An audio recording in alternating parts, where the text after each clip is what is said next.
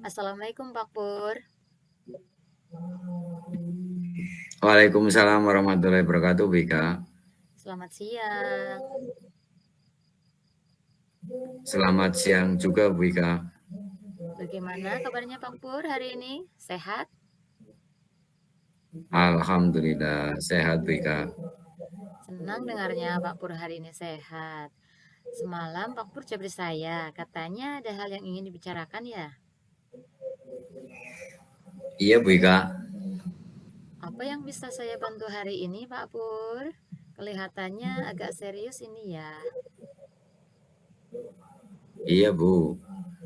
Baiklah, kalau Pak Pur sudah siap bercerita, yuk kita mulai sekarang. Iya, Bu. Ini saya akan bercerita. Sebelumnya, saya ucapkan terima kasih. Ibu sudah menyempatkan waktunya siang ini buat saya.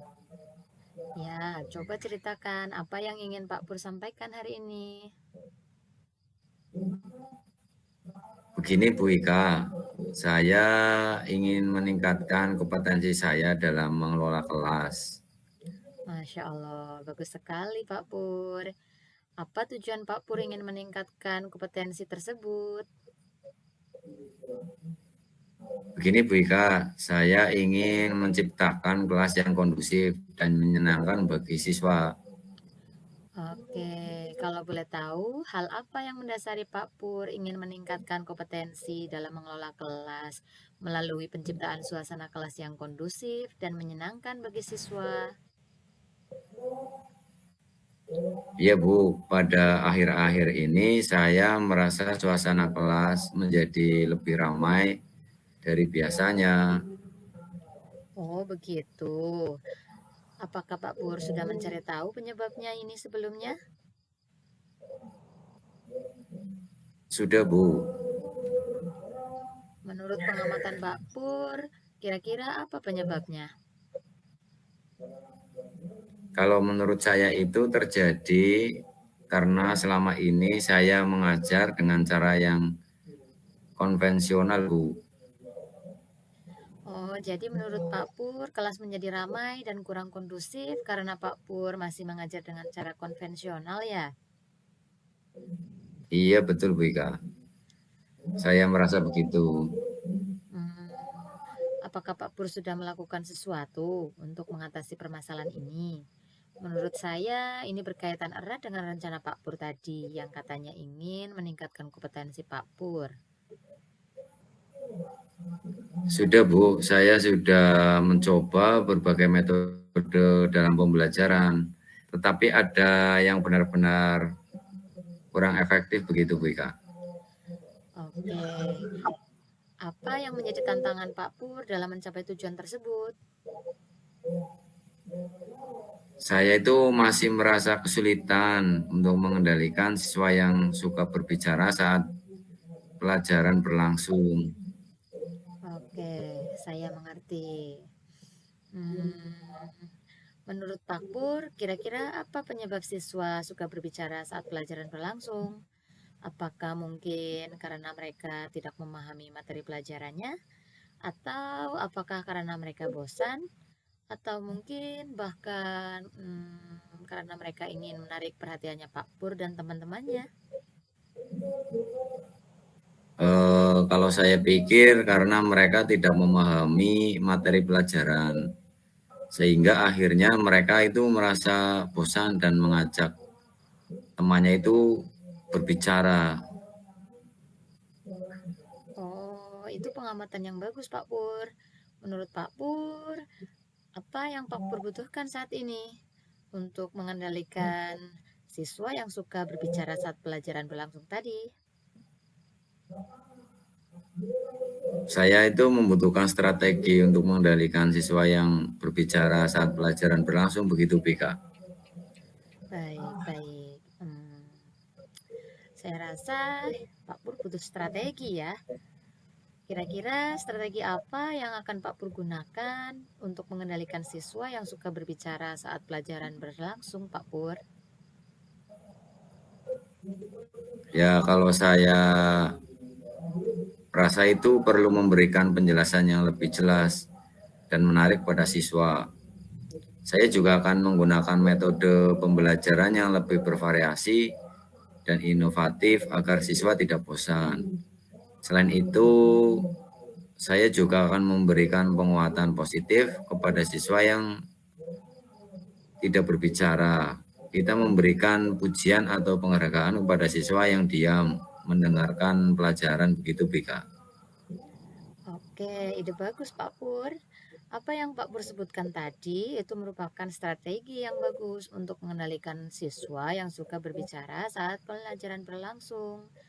Selanjutnya, apa rencana Bapak untuk menindaklanjuti setelah ini? Ya, saya akan memberikan penjelasan yang lebih jelas dan menarik kepada siswa. Saya juga akan menggunakan metode pembelajaran yang lebih bervariasi dan inovatif agar siswa tidak bosan. Misalnya itu dengan menggunakan media PowerPoint, melihat video, bermain peran, terus mengerjakan tugas proyek, presentasi, dan lain-lain. Saya juga akan memberikan penguatan positif kepada siswa yang mengikuti pembelajaran dengan baik di kelas, misalnya itu dengan memberikan pujian atau penghargaan kepada mereka, Bu. Kira-kira Pak Pur butuh semacam bantuan tidak dengan rekan sejawat Bapak mungkin? Ya itu jelas, Bu, Kak. Saya pasti akan meminta bantuan kepada teman rekan sejawat di sekolah gitu. Kira-kira apa yang akan Bapak lakukan bersama rekan sejawat tersebut? Ya, saya akan melakukan kolaborasi saling tukar pikiran dengan teman satu sejawat gitu di sekolah untuk memecahkan permasalahan tersebut gitu, Wika.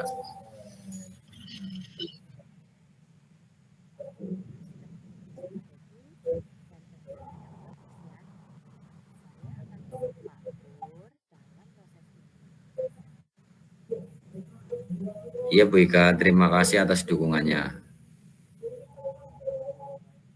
Besok kita akan evaluasi bersama hasilnya ya di pertemuan berikutnya. Ya, oke, Bu Ika.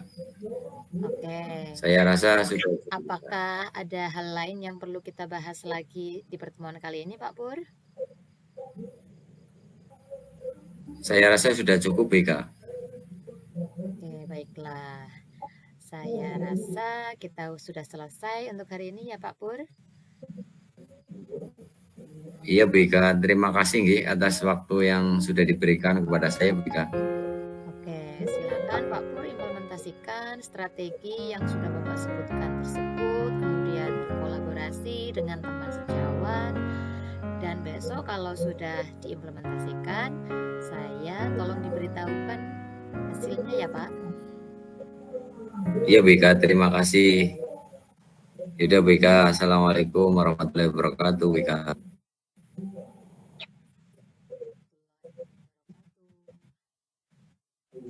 Pak Pur. Terima kasih, Bu Ika.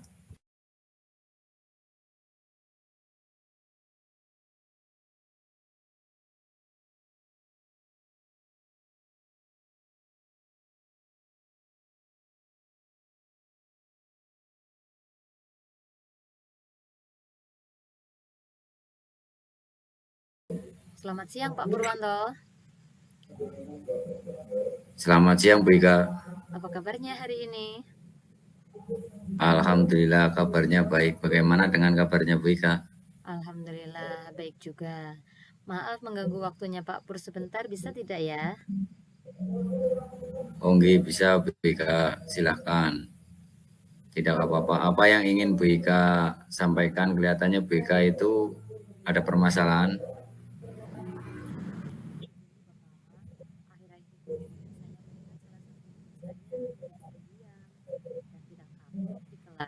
Bahkan cenderung menarik diri karena hal ini, maka teman-temannya menjauhinya. Padahal anak ini termasuk anak yang cerdas loh di kelas, bahkan berprestasi, membawa nama baik sekolah. Oh begitu. Terus apa yang ingin Bu Ika harapkan dari perbincangan kita pagi hari ini? Saya berharap dengan perbincangan dengan Bapak Purwanto, saya mendapatkan solusi agar murid saya ceria dan aktif kembali. Oh begitu ya Bu Ika. Jadi di kelas Bu Ika itu ada murid yang tiba-tiba pendiam dan menyendiri gitu, begitu ya? Betul Bapak, murid ini saat dulu pembelajaran aktif, menjawab soal-soal yang saya berikan, terlihat sangat bersemangat belajarnya. Tapi sekarang saya bahkan hampir tidak pernah mendengar suaranya saat kegiatan pembelajaran berlangsung. Oh begitu ya Bu Ika. Ketika waktu istirahat, saya juga tidak melihat dia pergi ke kantin untuk jajan dengan teman-temannya. Dia malah menyendiri dan terlihat sangat murung.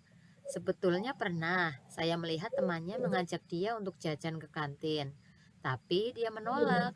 Menolaknya pun hanya dengan menggelengkan kepalanya, Bapak. Oh begitu Bu Ika, baik Bu Ika. Lalu apa yang menyebabkan murid Bu Ika itu menjadi pendiam dan tidak aktif di kelas? Apakah itu sudah Ibu bicarakan, mencari solusinya begitu, mencari tahu? Pak, saya sudah ke rumahnya dan bertemu dengan orang tuanya. Saya juga bertanya mengenai perubahan sikap anak tersebut. Terus bagaimana tanggapan dari orang tuanya anak tersebut, BK? Ayahnya kemarin cerita kalau dia baru saja di PHK. Kemudian status sosialnya berubah sehingga anak tersebut menjadi tidak percaya diri. Oh begitu. Jadi menurut Bu Ika itu kondisi seperti itulah yang membuat murid Bu Ika menjadi pendiam dan tidak aktif. Lalu cara seperti apa yang terpikirkan oleh Bu Ika untuk murid Ibu agar mencari cerita dan aktif kembali, ceria dan aktif kembali? Saya akan melakukan pendekatan pada murid tersebut, kemudian kepada orang tuanya dan murid kelas di kelas. Ketika saya mendekati anak tersebut, saya akan pelan-pelan mengingat kondisinya mungkin belum stabil karena masalah keluarganya tersebut.